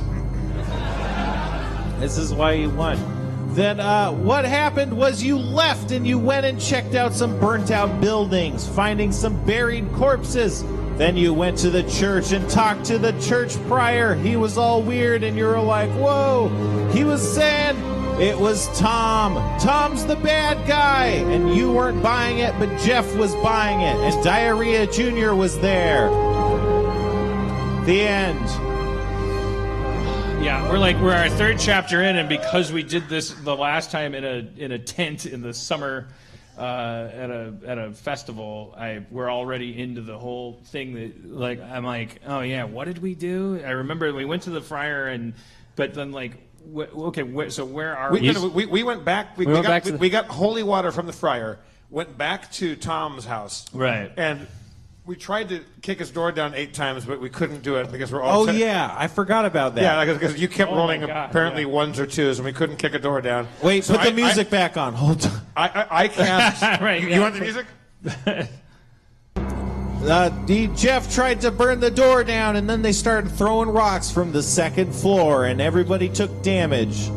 All right, now it's cut up. And that's currently where we are. We're on the outside of the house. Yeah, you're No, outside. I'm at the back door. Jeff tried to burn it down, and then Steve put he put his water skin on it to put the fire out, and Dan tried to kick down a door, and then you guys tried to kick down the door, and they're throwing stuff at you from So are we in a combat situation right now? Yeah, you're in a combat situation. All right. You're in the back of the house, right, Yeah. Carlos? Right. Carlos. I call out to Carlos, like, Carlos, come back out to the front of the house. We're getting rocks thrown at us, and I need your help. Okay. I want to climb to the window. Yeah. All right.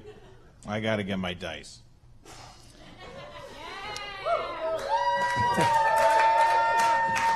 And should we? I wish I had like sexy you guys stripper do music. stuff. It's like when an '80s wrestler gets his snake out of the bag. Which '80s wrestler, Dan? All right, I'm sorry, I didn't. The Snake Man. I don't know. I wasn't part of that culture. Jake the Snake. Well, how inventive. Sorry. Should we just say that I'm doing loadout 1 just to keep things simple because I keep fucking up with my. I didn't, Yeah. Okay. Because we have been using loadout 1, and we still are. Okay. It's important to establish that. Yeah. Though. You climb up the house. You're on the second floor window. Who is? Steve. You did? You? I climbed into the house because we couldn't open the door. He's being a man of action now. Finally, like after putting out the fire I set to try to burn the door down. I just want to know: did he do that in the front, or where were you in relation to the front house? door. This is the front Jeff door. at the And front door. I'm all right. Well, yeah. Sorry, it hasn't been my turn yet. So. Well, you came around. Your Okay. turn happened first. You came around Okay. to the front door. Then Steve climbed the wall.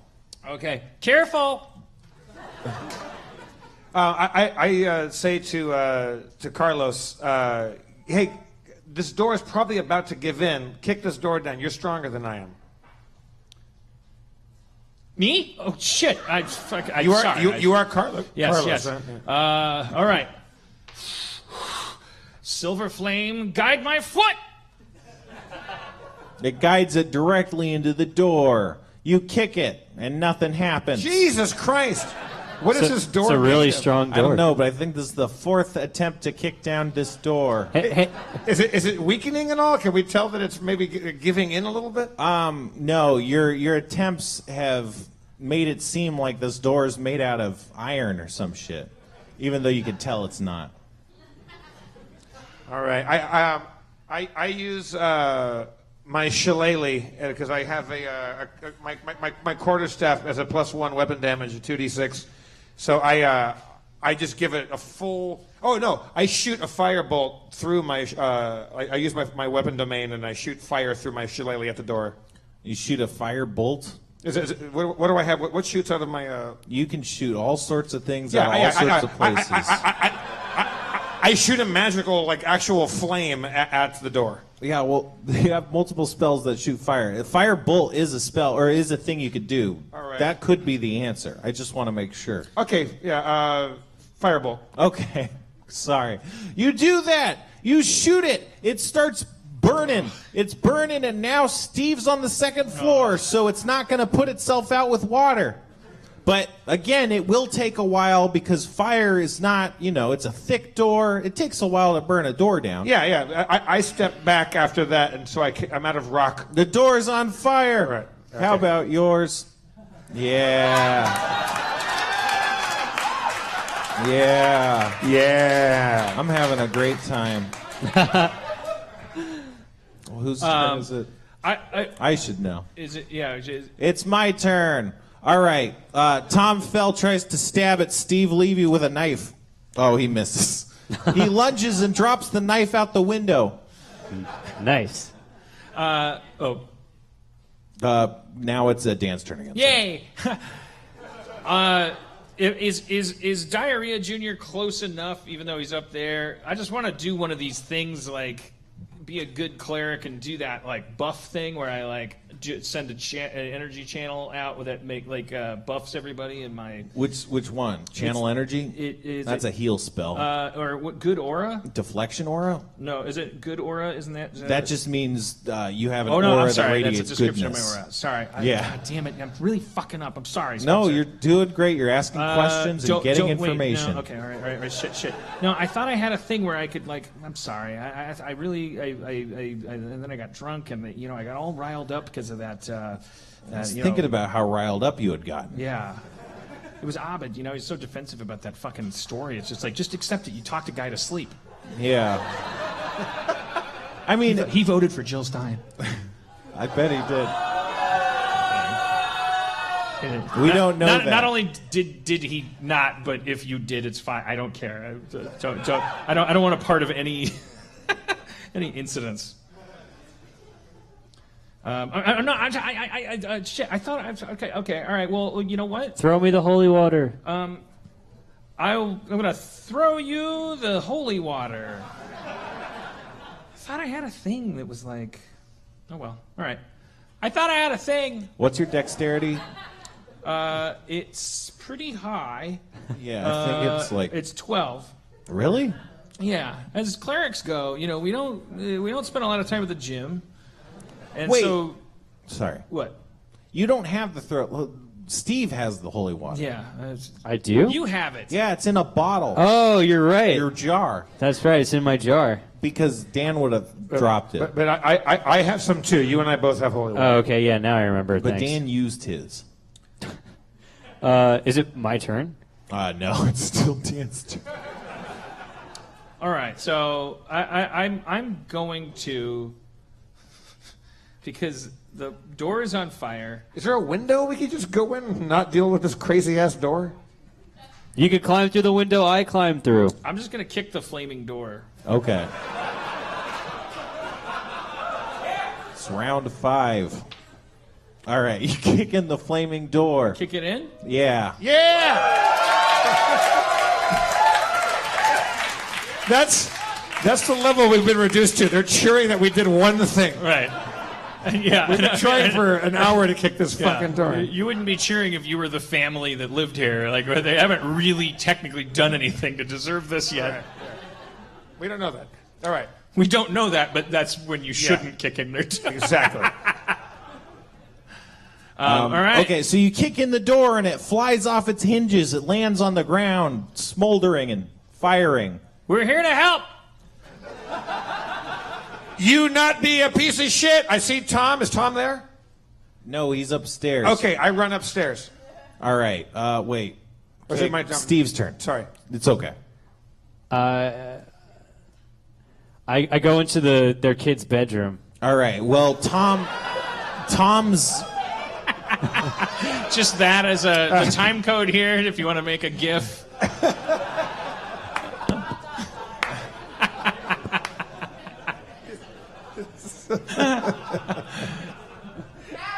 Well, Tom's in the window. He's like you're kind of outside the house, and he's on the inside of the house. So Oh, I didn't climb into the house. no, yet? you're on the outside of the house Oh. because he's like threatening it, Well, like he was trying to stab you.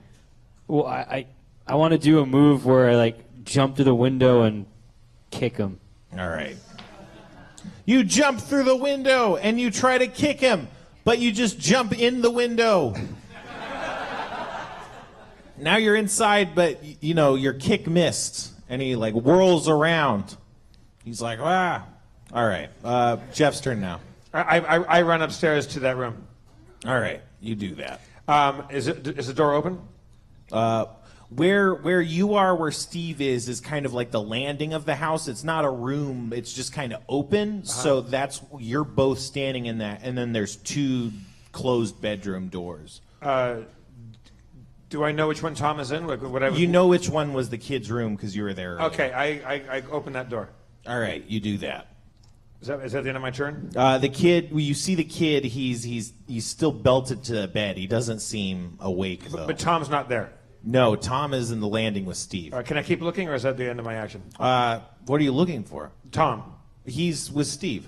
He's on the landing. So I was just there. Yeah. Okay, I take out my holy water and throw it at him. All right. It hits him. Wait, does it hit him? It hits him right in the eye.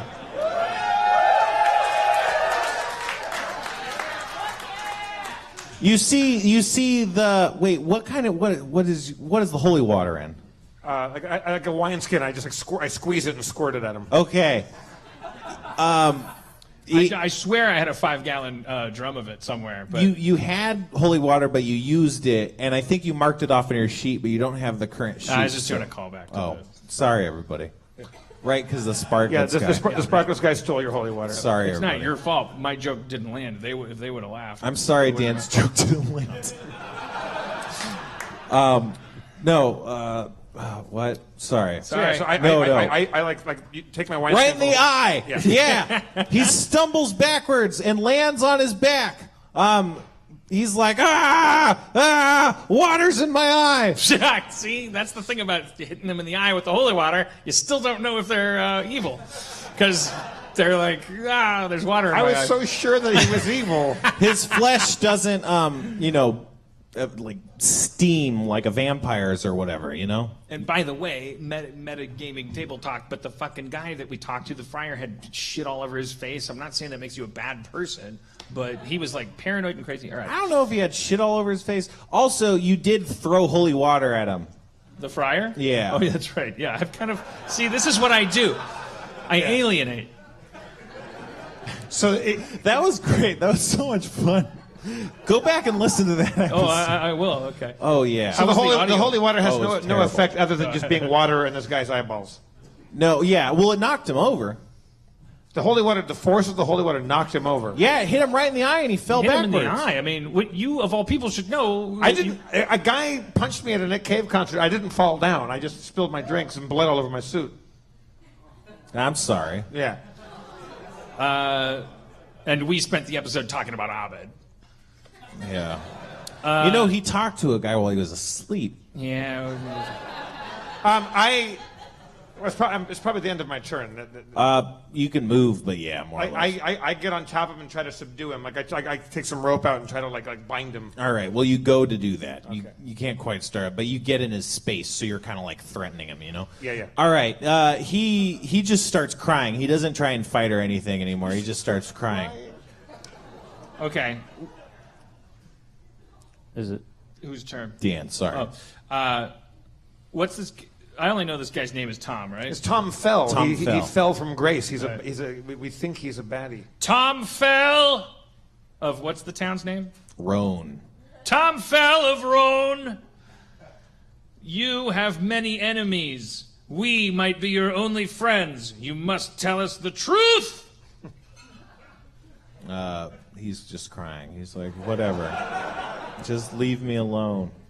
Leave us alone. Nah, that never works. Yeah, you look around.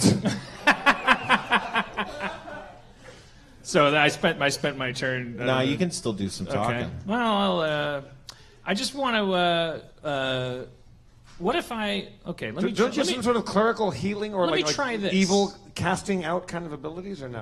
Well, I'm not. Look, let me try. Is he damaged to the point where like can I like don't I have like like maybe I can get in this guy's good graces with like just to and make him understand that we're civil servants, you know? Like if I were to just wait, where's the okay. Like what is it? Well, if I just use that channel thing and I just go, can I just heal him? Yeah. He's not damaged. Yeah. He feels healed though. I go, hey man, you all right? What are you doing? Look, there's something crazy going on in this town. Like everybody's. Yeah, there's a fucking nightmare church that's bursting into people's houses and not healing sick people. Is this not the first time this has happened to you? No, this is the second time you have been here this evening.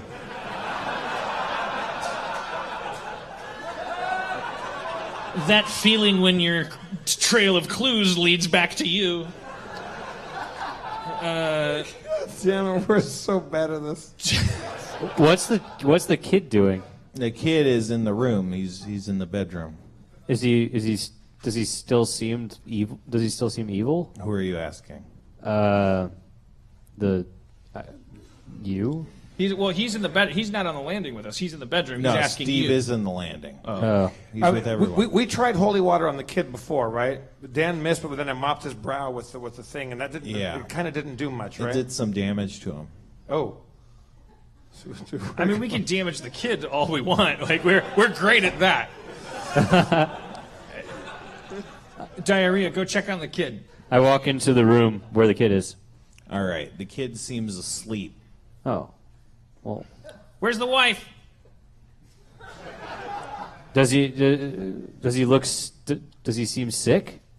He seems asleep. He doesn't seem healthy. Is Bonnie the wife there? Who's got You eyes don't on the see wife? the wife. No one sees the wife. I need a 10 on the wife. Wait. 10? So wait, Jeff hit the kid in the eye 20. with holy water and he's now asleep? No, Jeff hit the Tom in the eye with holy dad. water. Oh, okay. Well, I want to take my glass jar of holy water and pour it on the kid. All right. Isn't he the one that's like sort of possessed? Yeah. What? I can't hear you. I'm on the landing.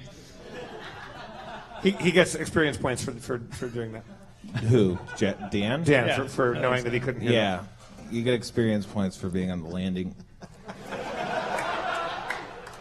Or wait, Jeff. Yes. Let's sidebar I here. mean, who's Jeff? Oh, fuck. Whoa. Jeff gets experience points. Who's this, Jeff? Chad. You're talking to Chad, Chad. Chad. Yeah. Yes. Steve gets experience points. What if... Look, I don't know how holy water works. I've never used it for anything like this before. Yeah. Do you think we should hold him down and chain him to the bed and then make him drink the holy water? I think he's already belted. He's to already the bed. belted to the bed. Oh, okay, good. Yeah, just get in there and do your thing. Can... Go nuts up there. Follow your heart, Diarrhea Improvise. Junior. No wrong answers. Well, can you... All right. Are you calling out to me? Wait, you're not in the room? No, I'm in the landing, but I hear him and I go into the room with him. Yeah, All it's right. a small house. It's a small house. Okay, so now Wait, come in here and help me hold this kid's mouth all right, open. I go to the kid and I pry his jaw open and his head and hold his mouth open. Like a I take out my glass jar, baby I bird. pop open the lid, and I start pouring it down his throat. All right. That happens. We wait with wild expectation to see what the result. You should close his mouth and make him swallow. I close it and shake his head like a pauper in Mexico. You do that. He starts frothing. Steam starts shooting out of his body. Steam starts shooting out of his body. And you feel a sharp, terrible pain in your, what do you call it? Ankles. You forgot ankles? All right. You remembered ankles? So we didn't have a 20 on the wife. Yeah. A knife shoots out and stabs you in the legs for 3 damage. Wife. Sorry. Each of you take 3 damage as your legs hurt. Is she under the bed? Yeah. God damn it! When you do a raid, you always look for the wife. They get a homestead instinct. It riles them up. They'll fucking they'll take you out like Rambo. How much damage did I take? You take 3. Jesus Christ! I'm getting killed over here. All right. The demon spawn child starts thrashing and sizzling and frothing madly and spasming all over the place. You see a black spirit erupt from its mouth. It's all weird. It looks like a flat, dark-colored ghost silhouette kind of shadowy thing. And right after that happens, you see the ghost kid kind of burst out of it, and it starts it's wailing on the demon. It's like punching at the demon. And they're just kind of wrestling on the floor, these 2 immaterial creatures. So is that the ghost of the brother that we saw from earlier? What was his name? Archer. It's Archer? the ghost you saw in the past. So Archer is now fighting a demon ghost that's emanating. They're both emanating from Cliff. They have emanated. Now they're done being emanated. But yes. But they're out fighting. Yeah. Physically out in the room. Oh right now. yeah, they're duking it out. Oh man, the production values are great. I'm just cradling Tom on the landing, just going, it's going to be cool, man. Sometimes shit, life doesn't... Why didn't you just, come back in the morning or something? Look. Or not burst down the door, or not light the house on fire. Wait, Did you so- guys put the house out? I think there's a burning door downstairs. You smell smoke real bad.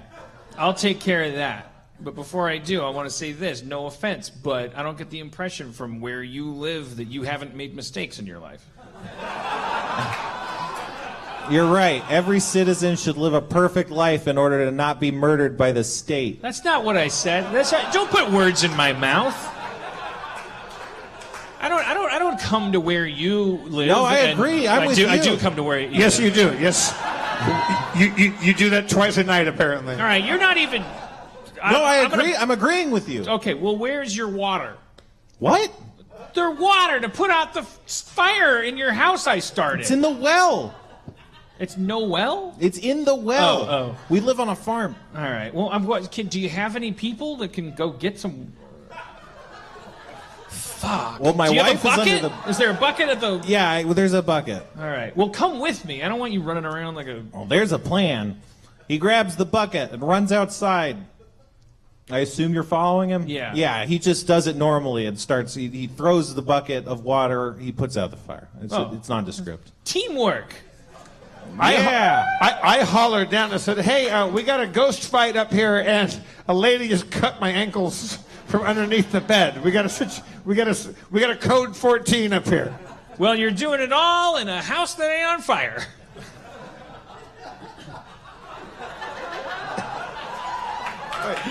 And there's like a Voltron split screen. All right. We're all working together. Synergy. That's great. We could call it... Let's keep going, though, right? All I don't know. right, Tom, I'm going to head upstairs because I'm a cleric. Sounds like shit's going down with your haunted son. Yeah. Who's the best church in the world? All right, you know what? We'll sell you later. Yeah. I head upstairs. Okay, I fill him in and say, "Oh, by the way, we poured holy water down this kid's mouth. The mom is angry. She's underneath the bed. She just sliced us in the ankles like a prison fight." Okay, are the spirits emanating? They're already emanated. Interesting. This is post-emanation. Oh, okay, all right. I mean, look, I don't want to point out the obvious. I don't want to ghostsplain, but there's a ghost. There's a ghost fighting what we think is the spirit of the dead brother Archer, and they're duking it out on the mortal plane right now. Right. Well, I think we should help the good ghost. Are you bleeding from your ankle? Yeah, I took 3 damage. I eat a good berry. Wait, do you? Yeah, I eat some good berries. All right. Do I see Bonnie? No, you don't see anything under the bed. How much healing do I take from the good berries? Well, each good berry you eat gives you 1 health, so it's up to you how many you want to eat. I eat 3. Then you gain 3 health. Okay. So I'm good to go. I mean, I got to get some new socks tomorrow, but I'm. I mean, as long as we're still talking, who cut your ankles? There's a crazy lady under the bed. I mean, There's a lady under the bed? yeah, the mom. I mean, like she might be just protecting her family, but it's a weird instinct to have a knife underneath a bed. I don't really like her style. Yeah. I mean, seriously, we need to keep an eye on her. We have to keep, just don't get too close to the bed. Diarrhea, get the lady out from under the bed. I look under the bed for the lady. All right. Well, describe that action. Don't look with your face. I don't. I'm like 5 feet away, and I look Okay. to see if she's under there. Yeah, she's under there. She's crouched up like a big green tarantula. All right, so I take my slingshot and I load it up, and I shoot her in the head.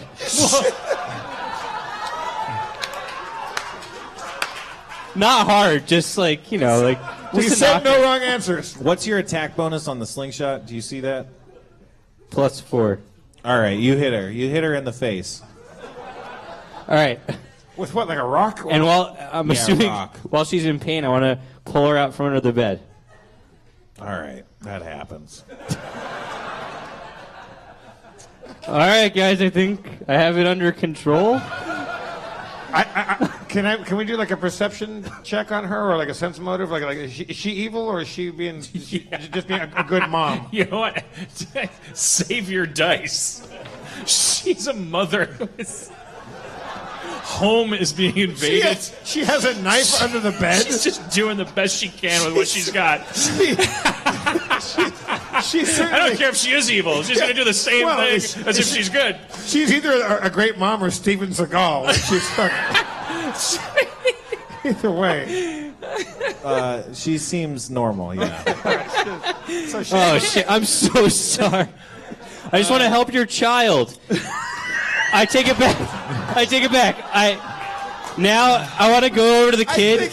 I think diplomacy has gone out the window a long time ago. Wait, just. We've won 0 hearts and maybe Give me one a second. mind if we're I take out my water skin. I try to give the kid some water and some trail rations. All right, well, the kid's I unconscious. just laughed so hard I made my broken nose bleed. Oh, no. Do you need anything? Oh no. Oh. Yeah. Do I get his turn? Yeah, you get his turn. Wait, there's Rick and Morty drawings on here. You're Someone get that man a tissue. Hollywood. Hollywood. Hollywood.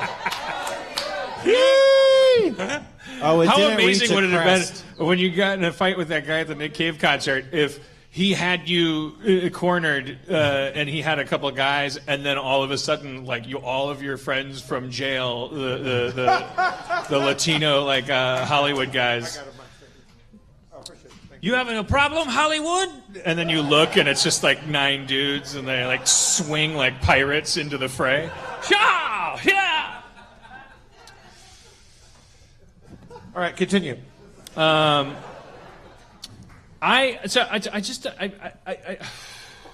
know this is like, Dan, just same old Dan. He doesn't know how to play Pathfinder. But I could have sworn, like, I'm a cleric. I'm level 2. There's an evil beastie here in front of me in the form of this like black silhouette ghost. Like, I don't have any like standard like just in AD&D in the 80s. It was just I'm a cleric. I'll turn undead. It's just a skill I have. Like I don't have anything like that, right? Yeah, you'll get that next level, I believe. Well, I can't wait. But for now, I guess I just go like, go, white ghost. You do that. The white ghost is going. Well, I guess it's a white ghost. It's a ghost of color. Maybe it's the ghost of White Roan. Maybe Yeah. maybe the thing that happened here is we forgot Roan's Rust Belt. Could be. All right. You root for the kid. Go, Archer, go! We believe in you. Come on. You believe in Archer. All right. Someone else do something. Okay. Chad, I Are believe. they in physical form or in ghostly kind of apparition form? Oh, You don't Wait know. a minute. It's hard to tell by looking at it. They look ghostly. I mean, Channel Smite. This is a feat, which I hope does not fail me now. Use channel energy to deal extra damage to undead on attack. So basically, like if I could just do a standard attack, I mean, might as well do something. Attack clearly the more evil of the two ghosts. I know who Archer is. I don't want to attack Archer. what do you attack with? I am, of course, going to use my Morning Star. All right. What's the attack bonus on that? +2. It hits. And I'm using that channel smite. So I'm going like, in the name of horror. I can't find my dice. It's a whole bag of dice. Dealing 10 damage. Your morning star phases through the incorporeal body of the demon spirit, but you can see the white energy of the silver flame that emanates from your weapon disperse the form of the demon creature as it slices through its mistly body. Oh, yeah!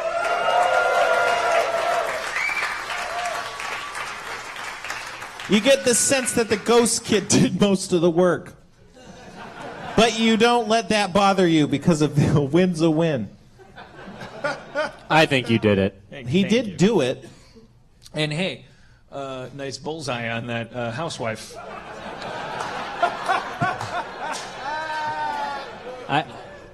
I was. She cut my ankles. I was scared. You know, She was the worst. I didn't know. She's still under the bed, you guys. You can hear us. Well, she's out of No, the he bed. dragged her out after he hit her with a rock. Oh, right. We're the A-team.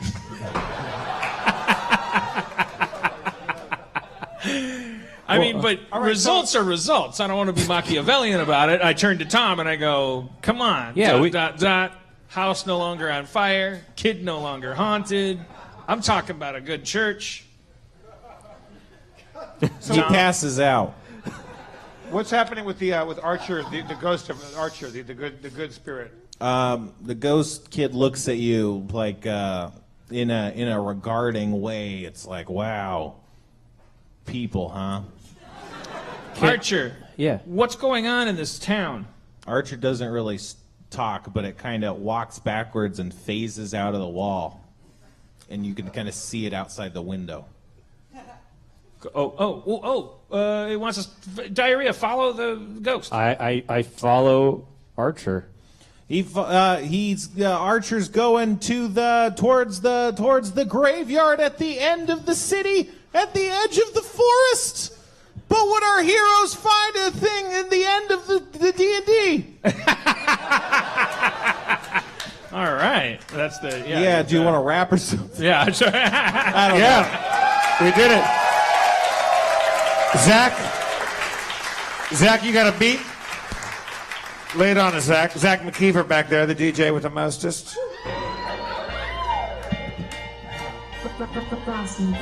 All right. Oh, yeah.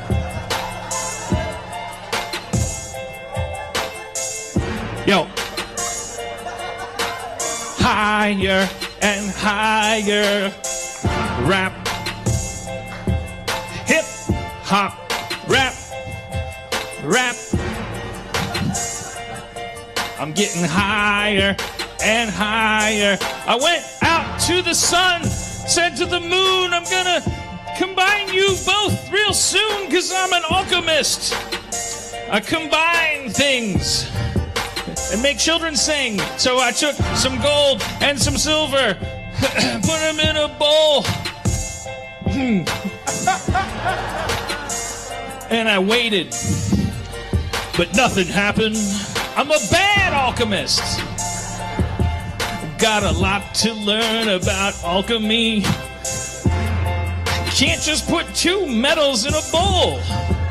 They won't do anything. If they did, alchemy wouldn't be called alchemy. It would be called what normally happens. But this is how we learn. So I went to burn some books about alchemy because I was still not thinking right about how it works and thought if I could make alchemy have less information that relatively I would be more of an alchemist. It was misguided thinking. It was stinking thinking. It wasn't like Lincoln. He freed the slaves and created graves that are haunted by white America today. We struggle with integrity. We played D&D and we did it pretty nicely. I'm real proud of myself. When you say self, you're probably gonna rhyme it with shelf. There's almost no other word that you're gonna come up with. Elf. Mouth. South. Yo, I'm gonna take a tooth, put it in a booth, and it's gonna shoot Lincoln. That's a homonym, right? Yo, a minced homonym. I heard my name and coming in again. I sound like other things, and when I ring-a-ling, I suck my ding-a-ling. I got a Roger Waters-sized dick. I can suck on it just by bringing it to my lips. A hip, a hop, a hip, hip, a hip. Can you do like a Roger Waters sample about his dick? Like, can you do a Pink Floyd mix in there? The razor blade, the cold cut of British government issues you don't understand when you're 15, but they sound cool. I'm Roger Waters.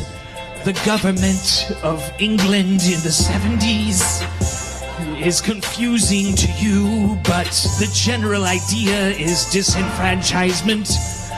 My name is John Johnson.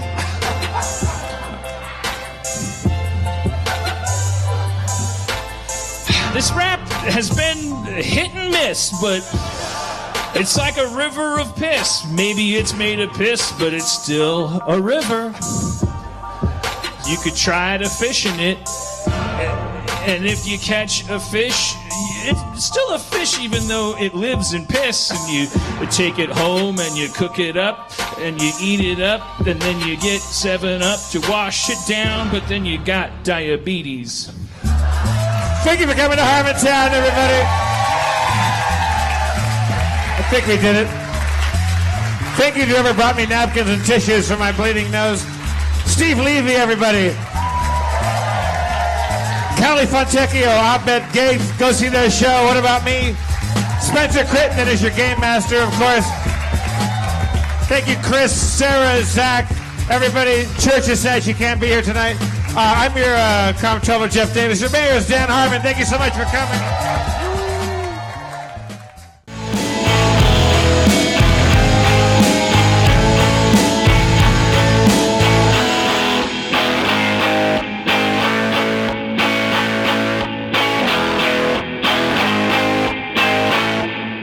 Did you get any of that? It's a good show.